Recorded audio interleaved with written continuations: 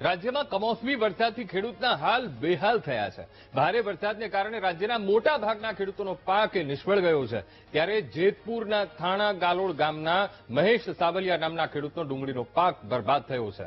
ખેડૂતે મોંઘા ભાવની દવા અને બિયારણથી 8 વીઘામાં ડુંગળીનું વાવેતર કર્યું હતું, પરંતુ આ કમોસમી વરસાદને કારણે ડુંગળીનો પાક સદંતર નિષ્ફળ ગયો, જેથી ખેડૂતે ખેતરમાં પશુને છૂટા મૂકી સહાય આપવાની માંગ કરી છે.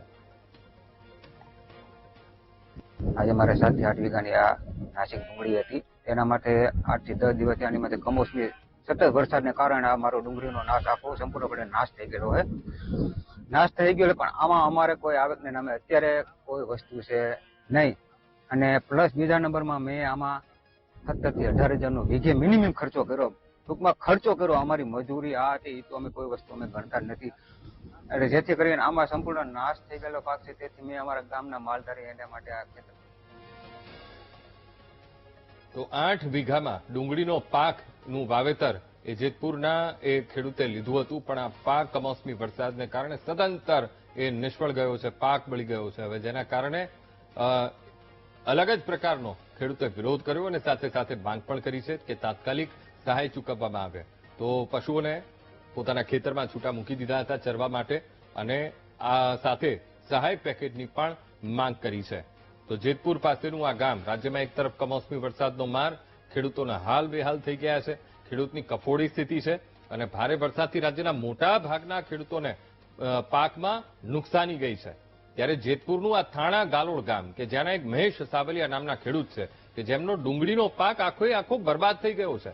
ખેડૂતે મોંઘા ભાવની દવા બિયારણનો ખર્ચો કર્યો હતો અને 8 વીઘામાં ડુંગળીનું વાવેતર કર્યું હતું. આ કમોસમી વરસાદને કારણે પાક નિષ્ફળ ગયો છે અને પશુ છૂટા મૂકી દીધા, અને હવે સરકાર પાસે સહાયની માંગ કરી રહ્યા છે.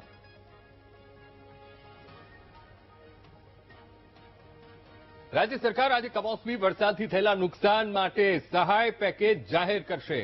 ત્યારે વીટીવી ન્યૂઝની ટીમે કેબિનેટ મંત્રી કુંવરજી બાવળિયા પાસે પોતાની વ્યથા ઠાલવનારી મહિલા ખેડૂત જયાબેન સાથે વાત કરી હતી, જેમાં જયાબેને ખેડૂતની સાથે ભાગમાં ખેતી કરનારાને પણ 50% સહાય આપવા માંગ કરી છે. જયાબેને કહ્યું કે સરકાર ખેડૂતોને સહાય આપશે તેમાં ખેડૂતોને તો ફાયદો થશે, પરંતુ ભાગમાં ખેતી કરનારાને કશું મળવાનું નથી. જેથી સરકારે ભાગમાં જમીનનું વાવેતર કરનારાને પણ ધ્યાનમાં રાખવાની જરૂર છે, તેવી પોતાની વ્યથા ઠાલવી.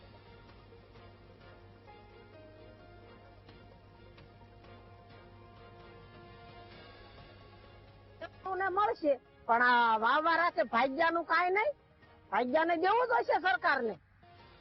અમારી એટલી વિનંતી છે, હું સરકારને જાણ કરું છું. હે ભાઈ? તો તમે સરકારને શું કહેવા માંગો છો અત્યારે? સરકારને કહેવા માંગુ છું કે આમાં અમને દે અડધો ભાગ ભાગ્યાને મળવું જોઈએ ને. અને જો ગરીબ માણસ એવી આમાં અમારે તો મજૂરી માણસ ને આમાં પછી દબાવવાના ન આવે ને. હે ભાઈ? તો કમોસમી વરસાદથી થયેલા નુકસાન મુદ્દે સહાય આપવાની માંગ ઉગ્ર બની રહી છે. જસદણના જીવાપર ગામના ખેડૂતોએ સહાય આપવાની માંગ કરી છે. ત્યારે ખાતેદાર દીઠ 300 મણ ટેકાના ભાવે મગફળી ખરીદવા માંગ થઈ રહી છે. પાક ધિરાણ માફ કરવાની પણ ખેડૂતોએ માંગ કરી છે. સાથોસાથ પ્રધાનમંત્રી ફસલ વીમા યોજના ફરી શરૂ કરવાની પણ ખેડૂતોએ માંગ કરી છે. ખેડૂતોની સાથે માલધારીઓ અને ખેત શ્રમિકોને પણ સહાય આપવા માટે માંગ થઈ રહી છે.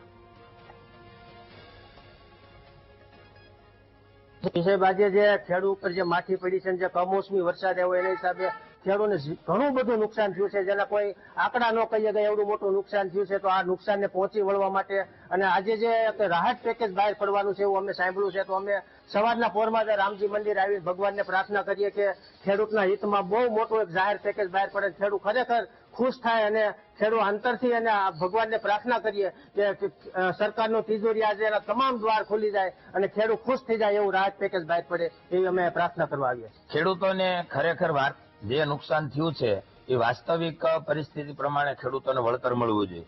અત્યાર સુધીના વળતરના રાહત પેકેજમાં એવું જોવા મળ્યું છે કે સરકાર વધુમાં વધુ 2 હેક્ટરની મર્યાદામાં ખેડૂતોને વળતર ચૂકવે, પણ ખરેખર જે ખેડૂતોને 8-10 હેક્ટર જમીન હોય તો એનું નુકસાન પણ મોટું થયું હોય, તો ખરેખર તો જે મોટું નુકસાન છે એને વળતર પણ મોટું મળવું જોઈએ, તો જ ખેડૂતો બેઠા થઈ શકે. 2 હેક્ટરની મર્યાદામાં મળે અને 10 હેક્ટરનું નુકસાન હોય તો એ ખેડૂતને પોતાના બિયારણના પૈસા એમાંથી મળતા નથી. ખેડૂતોને બહુ ભયંકર નુકસાન થયું છે. કોઈક 90% ખેડૂતોને તો 0% નુકસાની થઈ ગઈ છે. બરોબર, કોઈ પાક જ નથી આવ્યો ખેતરમાં. જો એટલે ખેતરમાં ખેડૂતના સંપૂર્ણપણે દેવા માફી કરે અને 300 મણ ઉપર મગફળીની ખરીદી કરે ટેકાના ભાવે. આ ખેતી પ્રધાન દેશમાં જો ખેતીને બચાવવી હોય તો ખેડૂતોને સંપૂર્ણ દેવા માફ કરવા પડે, તો જ ખેડૂતને ખેતી બચે. નકર બધા ખેતી તરફ દોડ કરી રહ્યા છે, અને તો જ લાલ બહાદુર શાસ્ત્રીનું જય જવાન જય કિસાન સૂત્ર સાર્થક થાય. ખેતી દેવા માફ કરે તો જ. સરકારને એક વિનંતી છે કે આપણે જે યોજના હતી પ્રધાનમંત્રી ફસલ વીમા યોજના, આ યોજના હતી ખેડૂતને પરવડે એવી યોજના હતી. સરકારને પરવડે આ યોજના સારી હતી, પણ સરકારે આ યોજના દૂર કરી, જેનાથી આજ ખેડૂતને માગવું પડે. ખરેખર ખેડૂત એક એવો વર્ગ છે જેને માગવું એ બહુ અઘરી વસ્તુ છે. એ આજ સુધી ક્યારેય માગતો નથી, પણ આજ પરિસ્થિતિ એવી થઈ છે કે જેને સરકાર સામે હાથ લાંબા કરવા પડ્યા છે. તો એના હિસાબે આ યોજના ફરીથી અમલમાં આવે